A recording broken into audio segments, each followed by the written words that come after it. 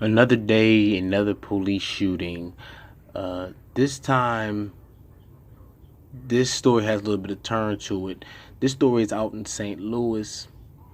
A white St. Louis officer shoots at a black off-duty cop. Now you're saying, why will a cop shoot at another cop?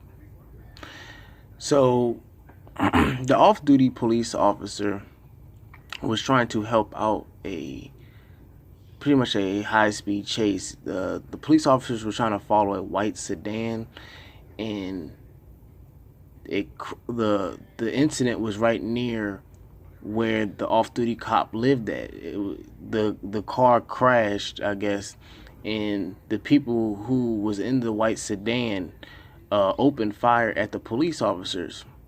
So the black cop, who's the off-duty police officer, goes out there and tries to assist and try to help out. And he tries to help out, and he gets shot at by the police. One of the officers, I guess the officer that shot at the off-duty police officer didn't know that he was a part of the police force. But I'm going to play this audio clip from the Donkey of the Day. Charlemagne's talking about this. Hold on 1 second. 6 days until my born day goes to the unnamed white police officers in St. Louis who shot an off-duty black cop. And all the black cop was trying to do was help. Another day, another story about racism in America. Look, I don't wake up in the morning and say, what can we talk about that's racial today? But some of these stories are just too good to be true, okay? The content, as sad as it is, can't be ignored. Well, according to the New York Daily News, a 38-year-old African-American cop was home Wednesday night, probably in the house, just finished eating dinner, maybe some chicken marsala. Okay, probably had on his basketball shorts, cooling out, watching the Carmichael show on NBC. And then outside, he heard a commotion.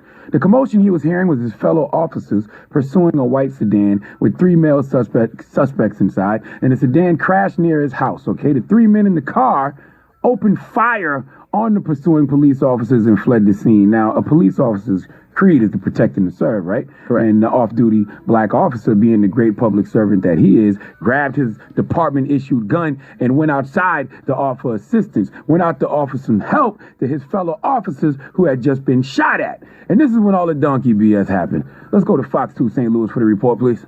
Well, Mike, late this afternoon, we talked with that wounded off-duty officer's attorney Rufus Tate. He says that the officer walked outside of his home where the incident ended, identified himself as an officer, and followed the officer's commands. We have a police officer standing in his own yard who's outside because he hears the commotion, sees the car crash in front of his neighbor's house right in the same block, and he comes out, is in a conversation with some of the officers that are on the scene pursuing the stolen car, and he winds up getting shot. This happens to be the first time in the national discourse that we're aware of a black professional or a law enforcement officer himself being shot or treated as an ordinary black guy on the street.